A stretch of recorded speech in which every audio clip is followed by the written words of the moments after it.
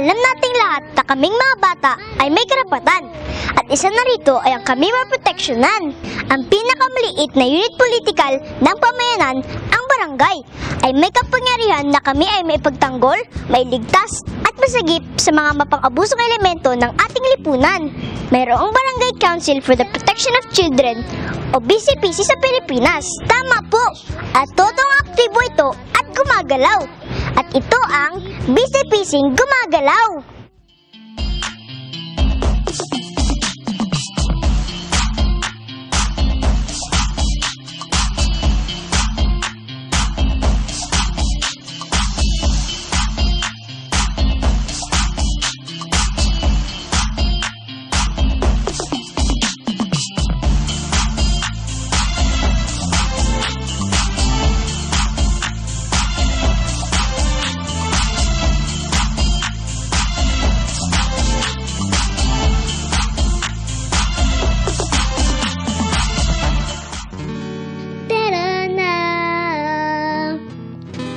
Lagyan na, malay mo, andyan lang ang BCPC nyo.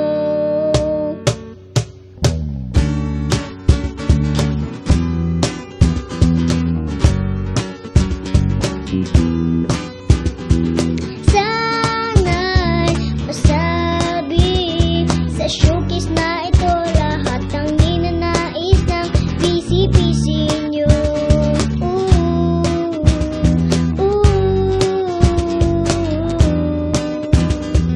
Sana sa bawat bata sa barangay may pag-ibig, may pag-asa, may saya at saysay.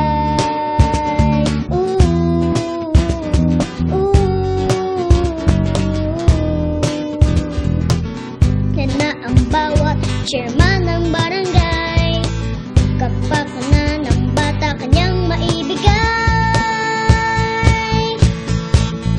Tara na, lagyan na, malay mo, andyan lang ang BCPC nyo. Magandang araw sa inyo lahat! Kami po ang inyong mga kaibigan at narito po kami upang samahan kayo sa pagtuklas sa mga magagandang dulot ng pag-oorganisa ng Barangay Council for the Protection of Children o ang BCPC. Ako po si Chacha! At kami po ang mga bata ng Erda Sabana. Andito ang BCPC nyo, ang BCPC Gumagalaw. At upang maunawaan natin ng lubos kung ano ang BCPC, mahimayin muna natin ang mga katagang Barangay Council for the Protection of Children o ang BCPC. Apat yun! Merong apat? Oo, merong apat. Merong apat! Sa BCPC merong apat. Dapat, tanda ang dapat. Sa BCPC merong apat. Dapat, katagang dapat. Tanda ang dapat. Dapat. Ang barangay ay ang pinakamaliit na unit politikal ng bansa. Sa loob ng barangay, may tao, may bahay, may lupa, may hangganan. Barangay ang bumubuo ng bayan at lipunan. Tanda ang dapat. Ang isang konseho ay lupo ng mga tao na pinagkakatiwalaan ng bawat tao sa isang barangay. Pinili, may tiwala ang tao. Sa usapin ng barangay, tumutugon ang konseho. Tanda ang dapat. Sinasabing kahit sinong tao ay nasa kalagayang gipit at nangailangan ng proteksyon kapag mayroong pagkait, panganib, pagwaglit, paglait, mga angking karapatan ay inaalis ng pilit. Tanda ang dapat. Ang pinakamahalagang kataga sa BCPC ay ang bata. Ang bata ay kahit na sinong tao na wala pang 18 taong gulang. Ayon sa batas, ang bata ay Maliit, malaki, babae at lalaki, mula nang ipinagbuntis. hanggang 17 taong gulang nga kasi. Ang mga batang nasa 18 taong gulang pataas na hindi nga matatawag na bata, Ngunit walang kakayahang alagaan ang kanyang sarili, ay na rin sa pagsusuri ng mga doktor sa kanilang kalagayan ay sakop din ang proteksyon niyan.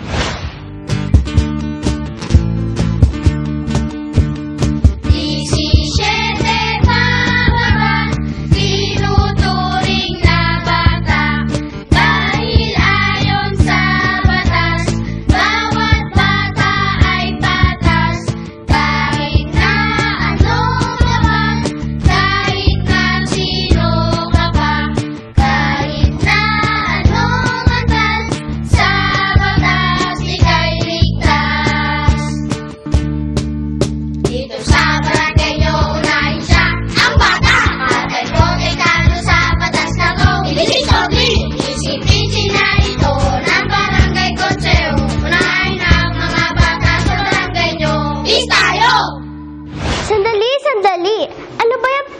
603 na yan.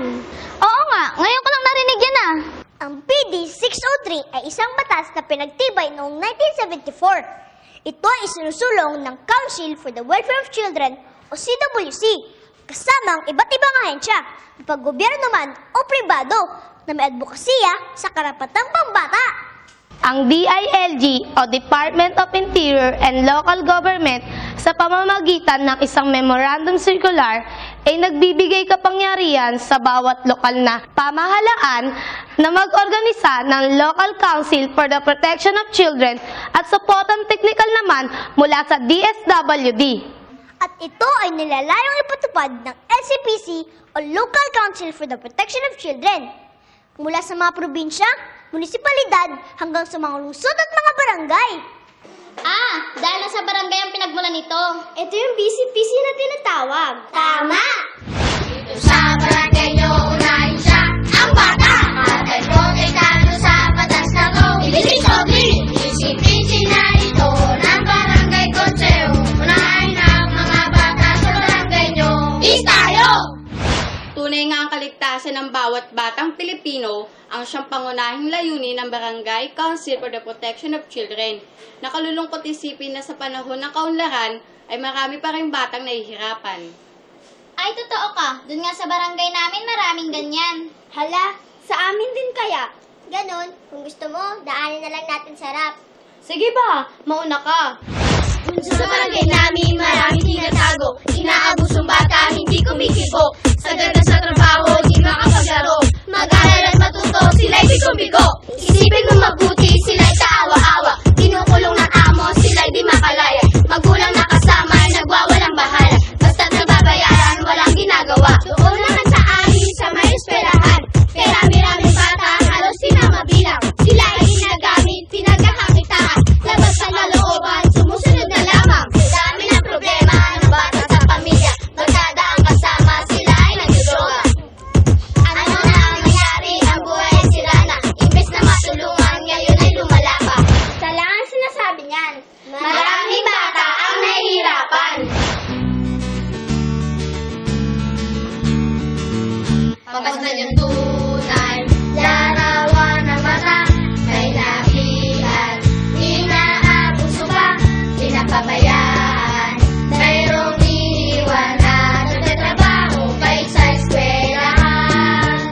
Pagmasdan mulit, larawan ng pasit, merong pinugutom, merong nagagamit, sinasamantala ng paulit-ulit sa ating bisipisi, ligtas ang maliit. Meron na ba kayo, bisipisi ito? Kung kayo wala pa, bata ang natalo. Meron na ba kayo, bisipisi ito? Kung kayo meron na, batang panalo. Kung kayo meron na, batang panalo. At dahil nga po sa kalagayang ipit ng mga bata, layan natin ang makapag-organisa ng Barangay Council for the Protection of Children sa lahat ng mahigit 40,000 barangay dito sa ating bansa. Kahit naman sasabing maraming barangay ang may BCPC na, hindi pa rin sapat ang dami ng aktibong BCPC sa buong Pilipinas ayon sa datos ng DILG. Ayon sa isang department order mula sa Department of Interior and Local Government o DILG, mahalagang pangunahan ito na pinakamataas na pamunuan ng bawat barangay. Siyempre pa, ito ay barangay chairman. Ay sus, si barangay chairman, siya ba talagang manguna? Bakit? Gaano ba kahalaga ang papel ni chairman sa BCPC? Mahalaga ang papel ni chairman sa BCPC, kaya dapat kumbinsihin natin siya. As in, mahalaga? Gaano kahalaga?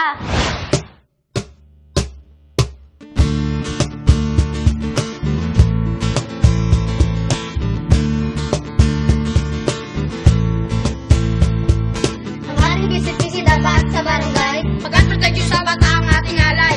mula ulo hanggang pa, protektado ka. At dahil sa sobrang safety ka, nag-organisa. Gawin mo lang ang functional para sa bata.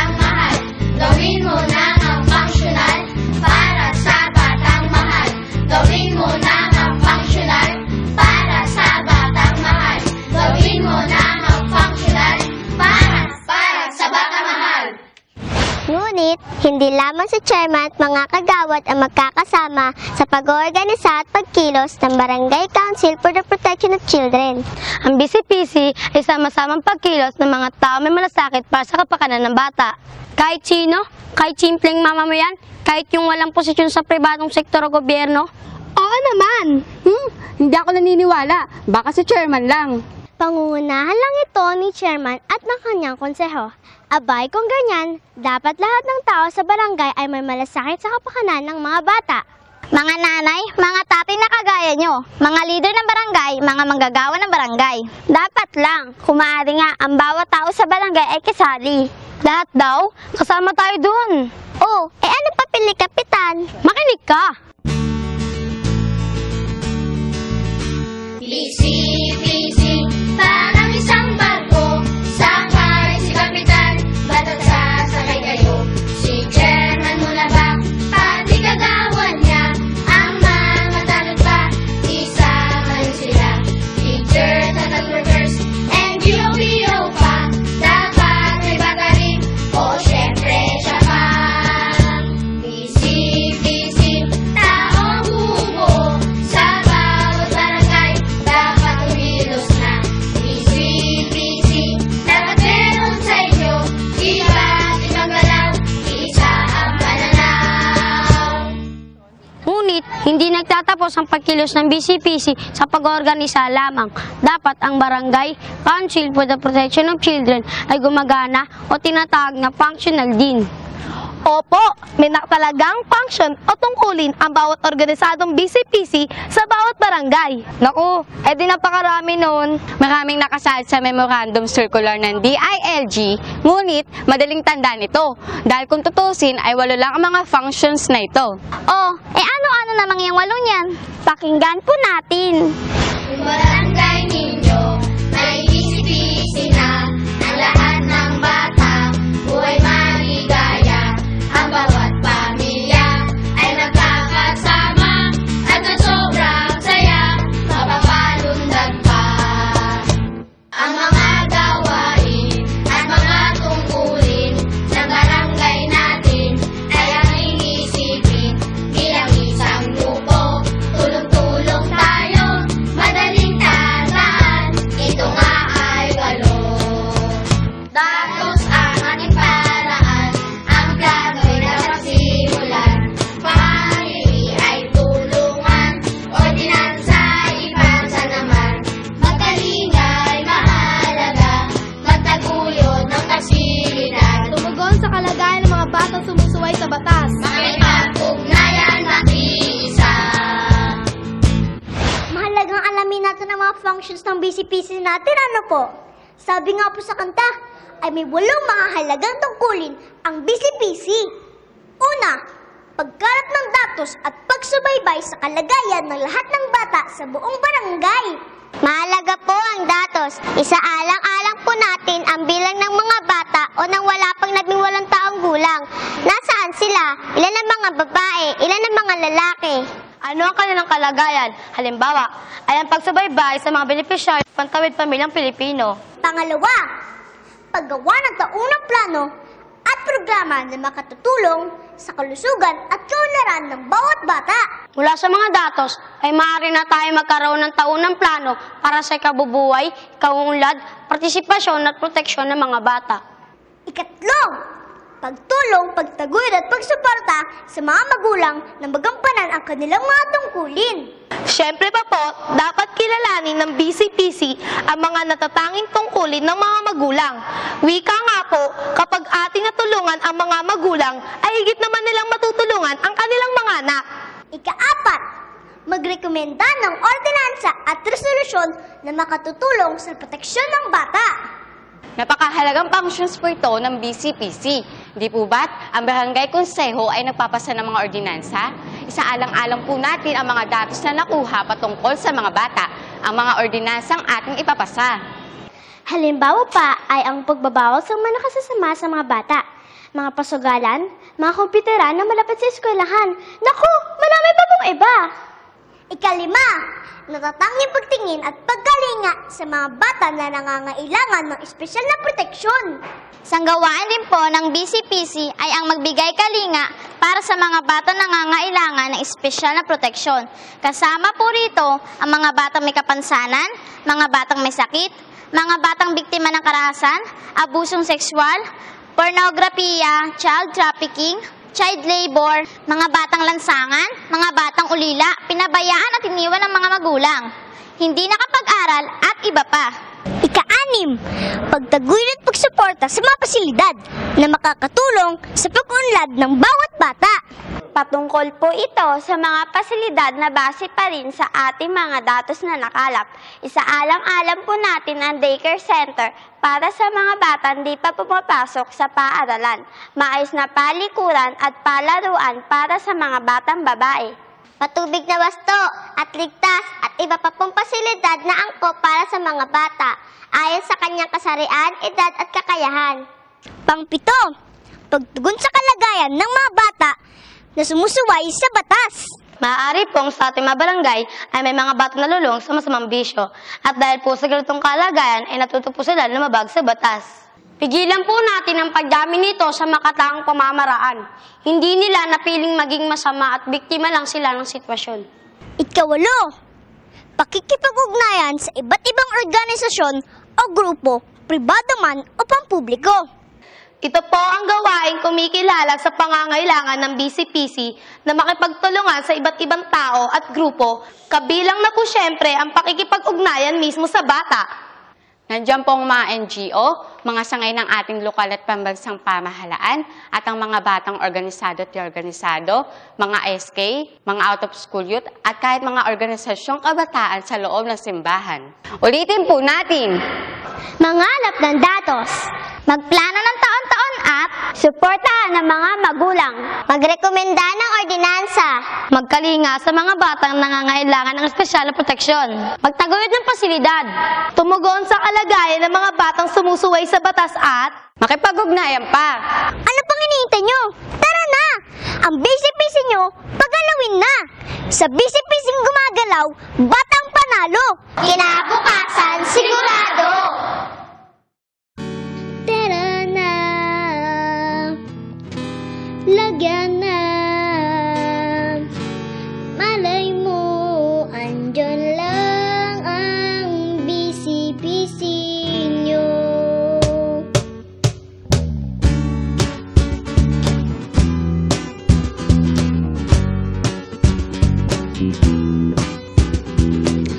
Sana'y masabi sa showcase na ito lahat ng ninanais ng BCPC nyo.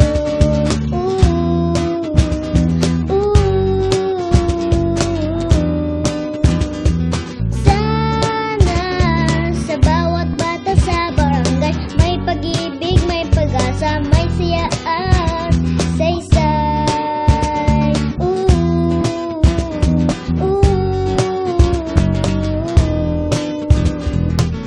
Yan na ang bawat chairman ng barangay kapag